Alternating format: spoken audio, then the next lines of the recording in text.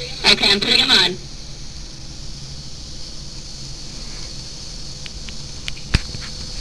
Dr. Ellis, would you please give us a mic check and let me know if you hear me okay?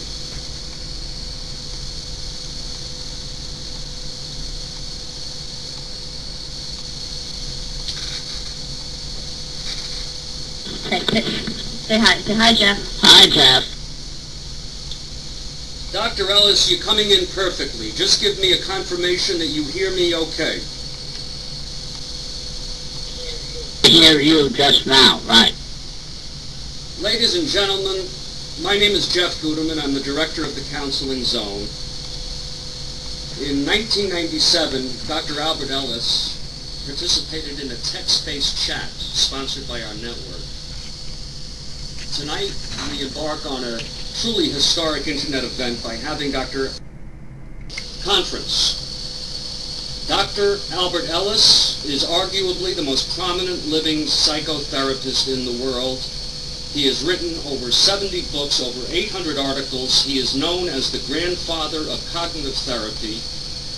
In a 1982 study by David Smith, in which numerous psychologists were surveyed, he was found to be the second most influential psychologist in history, behind Carl Rogers, and Sigmund Freud was number 3. It is my pleasure to introduce Dr. Albert Ellis tonight. For the next 2 hours, we will have the pleasure of participating in a question and answer discussion with this pioneer. And in the last half hour, Dr. Ellis will do a demonstration of his rational emotive behavior therapy approach with a volunteer from our audience, just like he does in real-life workshop. The only rule we ask is that no one interrupt you. Raise your hand if you have a question, and we'll call on you. I will do the calling on people who have a question. Who would like to ask the first question of Dr. Ellis?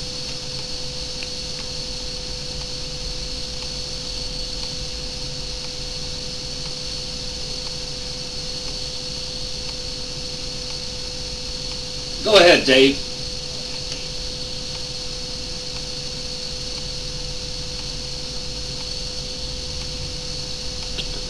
Me? Okay. Well, I was curious about one thing, Dr. Ellis, and it's nice to chat with you again. I was a special guest on the first text-based chat. And what I wanted to ask you was, I was curious, when I went to your website, I noticed that you said one of your favorite quotes was the Serenity Prayer. God grant me the serenity to accept the things I can't change. The only rule we ask is that no one interrupt you. Raise your hand if you have a question, and we'll call on you. I will do the calling on people who have a question. Who would like to ask the first question of Dr. Ellis?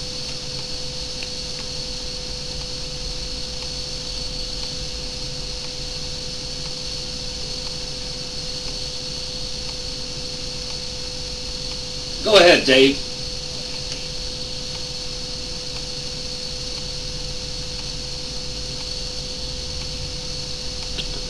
Me? Okay. Well, I was curious about one thing, Dr. Ellis, and it's nice to chat with you again. I was a special guest on the first text-based chat.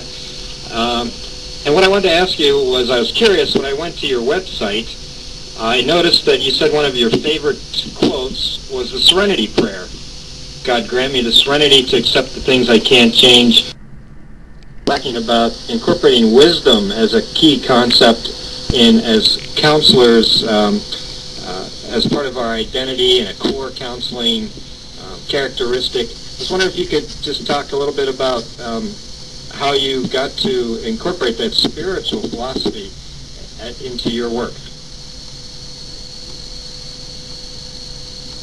I incorporated it many years ago because I saw that even without the first part, which is God grant me, you could use it with or without that, and that it was a very sensible philosophy. And REBT, Rational Emotive Behavior Therapies, uses all kinds of sensible philosophies, and that's one of the best.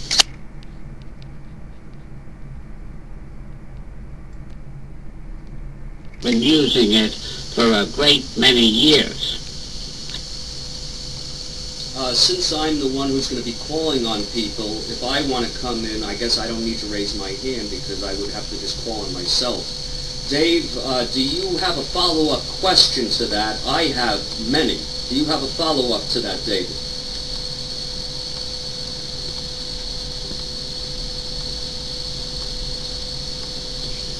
No, go ahead, Jeff.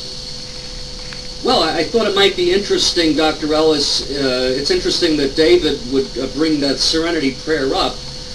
For some of our attendees right now who might or might not be familiar with your motto, I thought it might be interesting for you to, 1, 2, and 3. 1, perhaps let us know again about this idea that perhaps you were the one who came up with the Serenity Prayer originally, but that you're not really sure of that.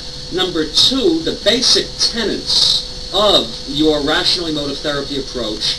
And number 3, the role of God, and more specifically religiosity, within your practice. Didn't get the question. Say it again. Ask it again. What was your question? Ask, what was your question? What was your question? Oh, I'm sorry, you didn't get it. Okay, I really had a 3-part question. Could you describe the basic tenets of your model, speak to the role of God and more specifically religiosity within your approach?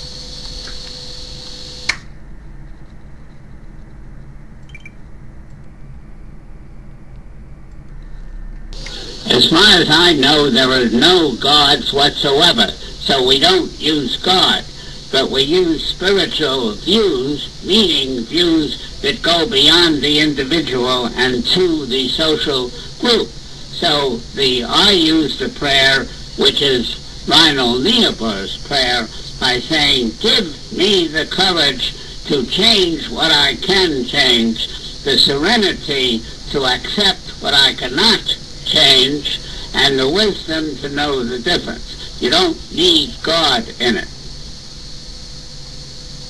While we have you, for some of the people in the room, Dr. Ellis, they might or might not be familiar with your model. Would you mind talking for 5 minutes or so about the basic theory and practice of rational emotive behavior therapy?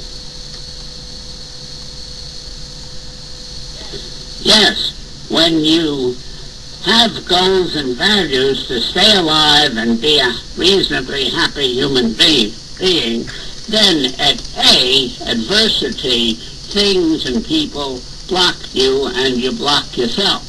And then when that happens against your goals and interests, you have the choice of feeling at C in the ABCs of rational emotive behavior therapy, very healthfully sorry, disappointed, and regretful, or of picking at C, depression, despair, horror, and terror.